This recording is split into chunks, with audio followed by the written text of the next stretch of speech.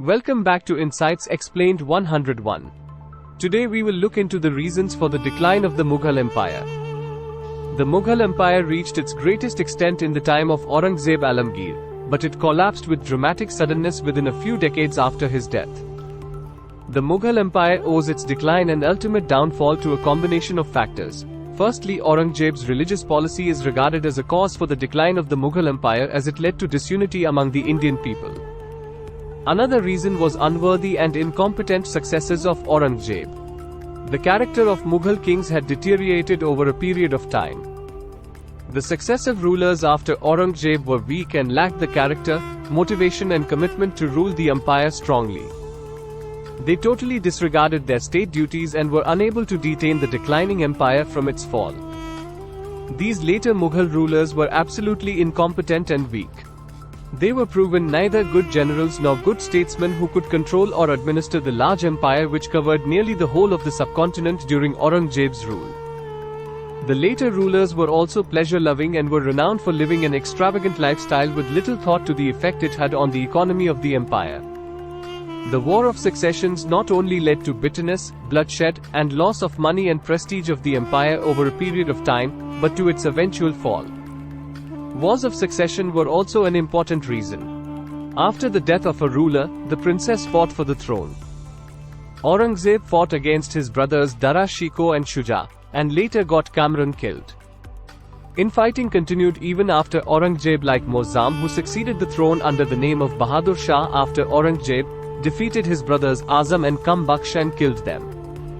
Local and foreign invasions on Delhi also made the Mughals weak. Marathas were the major opponents of Mughals. Aurangzeb fought with them but could not control them. However, Marathas were defeated in 1761 in the Battle of Panipat and powerless Mughals got some more time to rule India. Besides Marathas, two more invasions took place from Afghanistan and Persia. Even in Punjab, Sikhs were also a major threat for the Mughals. All these invasions made the Mughals virtually bankrupt and they lost their power completely. Mughal kingdom was reduced to an area 300 miles long and 100 miles wide near Delhi within 100 years after the death of Aurangzeb. The rise of the British power was the main reason of the decline of the Mughals.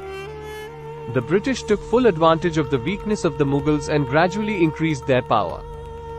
The British expanded the territory under their control with the help of their superior administration and organization.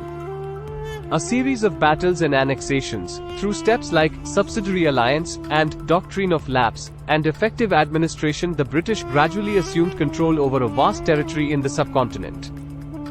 The British had better weapons, superior war techniques and a well-trained and disciplined army. One of the most potent causes of the fall of the Mughal Empire was the deterioration and demoralization of the army. This was because of the soldiers, instead of identifying and uniting as Mughal Indians, identified themselves with different ethnic groups like Persian, Afghans and Central Asians. Another factor contributing to the decline was the financial position of the Mughals, which had become deplorable. The War of Successions, rebellions and luxurious style of living had depleted the once enormous treasury and had led to financial bankruptcy. During the time of Aurangzeb, the Mughal Empire had expanded to reach its maximum size. This vast area had become impossible for one ruler to control and govern from one center. It was during the later Mughals that Deccan, Bengal, Bihar and Orissa declared their independence. The Mughal Empire took 150 years from the death of Aurangzeb in 1707 to break up.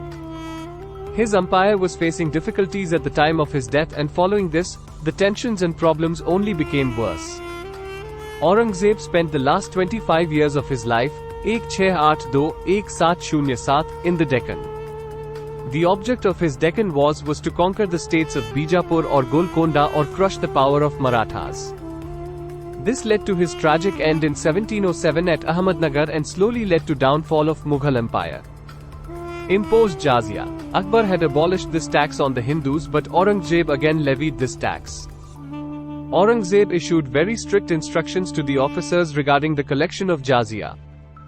Discriminatory toll fare. The Hindu traders were required to pay a toll tax of 5% as against half of it paid by the Muslim traders.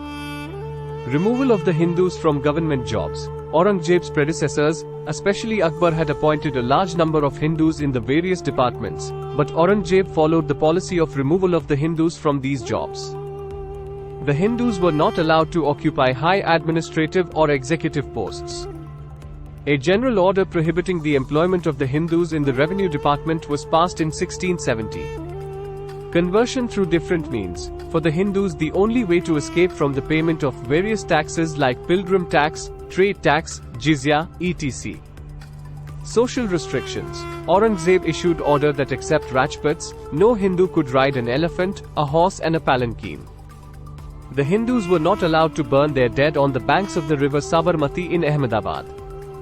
All these rebellions destroyed the peace of the empire, disrupted its economy, weakened the administrative structure, and diminished its military strength, led to the failure of Aurangzeb to make any impact. Ultimately, all these contributed to the downfall of the Mughal enterprise. Thank you for watching. Like and subscribe for interesting insights on various topics.